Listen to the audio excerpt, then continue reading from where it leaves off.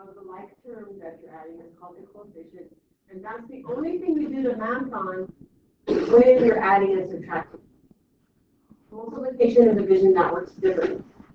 But for adding and subtracting, it goes like that. The other things that you can combine are 9x and negative 2x. Again, the x part doesn't change. You're doing the math only on the coefficient. So 9 minus 2 is 7. So you have 7x's. You had 9, you took away 2. And then you have the negative 5 and the 3 with no variables, so that's no big thing. That's negative 2. Okay. So same concept with the radicals. Variables had to be the same, exponents had to be the same before you could do the math. On radicals, the root has to be the same, and the stuff inside has to be the same before you can do the math. So here's a little bit of vocabulary just to make sure. So we use as little words as possible because brevity is the soul of it. So just like we can only combine like terms in the warm-up, when dealing with radical expressions, we can only combine like radicals. And that means this. Like radicals are radical expressions with the same root and the same radicand, not radicants. So we can use that word instead of over and over saying the stuff on the inside. We'll call it radicand because it's faster. So in this little tiny baby example, label those two things here.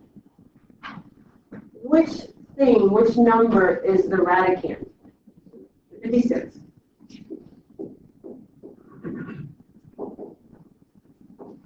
And the 3 is the root. Now, super technically, that's actually called an index, but we're just going to call it the root. Mm-hmm. Oh, I know. Oh, I bet I think I might have accidentally.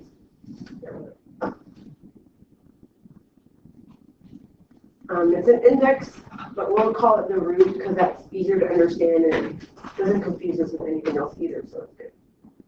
So root, radicand, they have to match before you can do the math when you're adding or subtracting, right? Good? Now we're going to do some math. So we have all these. On this screen, most of everything matches. If something doesn't match, let's just start with the thing that doesn't match. Find the one thing that's not like the other. The third one over here. So they almost match. What do they have that's the same? The root, but what doesn't match? The what's? Radicands, right? Very good. The radicands don't match. So that's the only one in this whole screen where you can't actually do the math. So you can either just rewrite it down like it already is and not change anything, or you can tell me not applicable or something like that. So I know that what I don't want you to do on these kind of problems is leave it blank. Blank means maybe you didn't understand what to do, so you didn't do anything. It could also mean you knew what to do, nothing could be done. So give me something, even if it's just NA. So on all the other ones, the roots are the same, the radicands are the same, so you can do the math on them. Remember this, you're doing the math only on the number out front. What's our word for that? What's the number?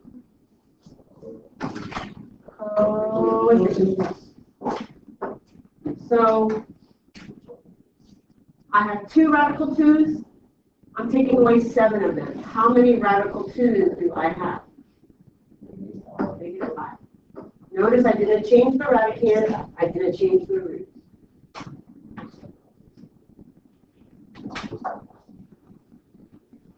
On the second one, I have 5 cube roots of y. I'm adding 4 cube roots of y. How many of them do I have altogether? 9. 9 cube roots of y. So I want you to try the rest of them with one thing to bring to your attention before I leave you completely alone. On this bottom right one, there's no number. There's no coefficient in this radical, but you know it's what? 1. Right, so take a minute and do those. Here's the most common answer on this one. It also happens to be wrong.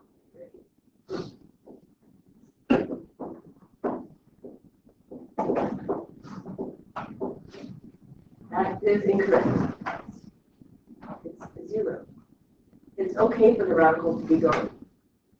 So you knew that 2 minus 6 is negative 4, right? And then you add this 4. What is negative 4 plus 4? 0. So you really have 0 radical 5n. What is 0 times radical 5n? 0. Anything from 0 is 0. Okay? You probably second guessed yourself, thinking, well, yeah, it's 0, but still needs a radical. So you wrote it down. But even if you write it down, you're really saying you have 1 of it. And that's not the same as saying you have 0. It's okay for the radical to go away. It can be 0. That's okay. And then for this one over here, if you forgot about this one, you might also have the wrong answer.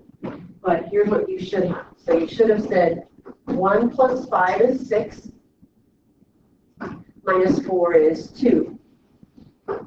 And then how do you write the radical down? You change any parts of it? No.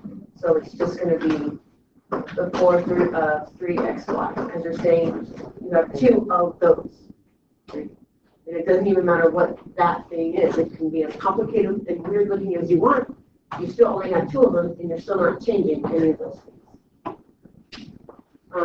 So all those examples were where the radicals or the radicands were the same. So now we're going to talk about what to do when they're not.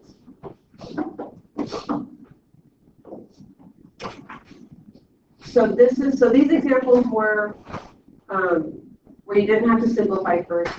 These you do.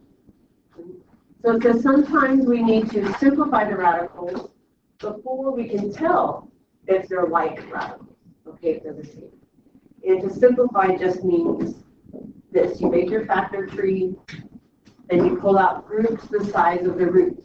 That's what we did yesterday. So we're going to bring that in now.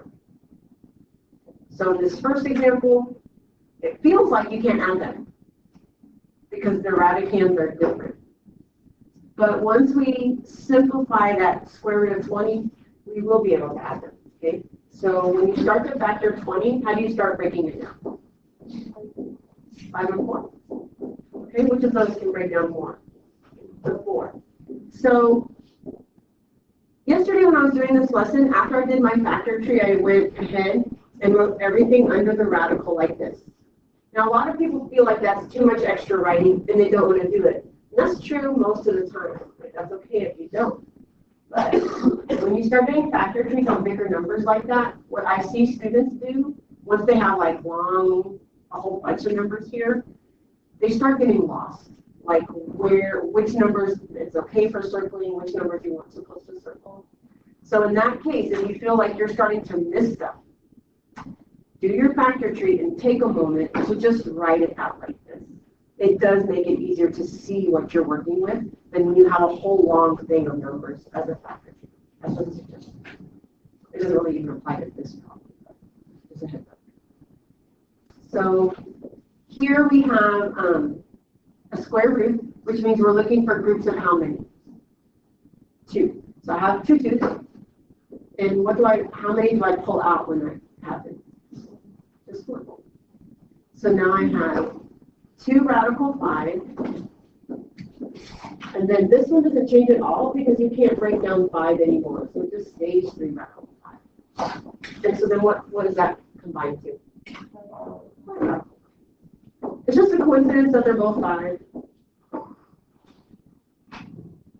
So it's a magical thing.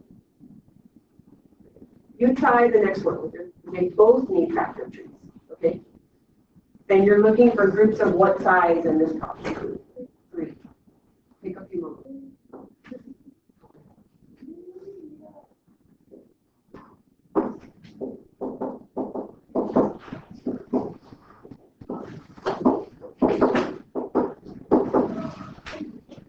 So you do your factor trees, right? For 24, you get 2, 2, 2, 3. For 3, 375, you have 5, 5, 5, 3. And you're looking for groups of what size? 3, right? That's cube root. So this group of 3 2s, you pull out 1 2 for that. This group of 5s, you pull out 1 5. That's good. And then from here to here, here's what I saw a lot of you with. You do this.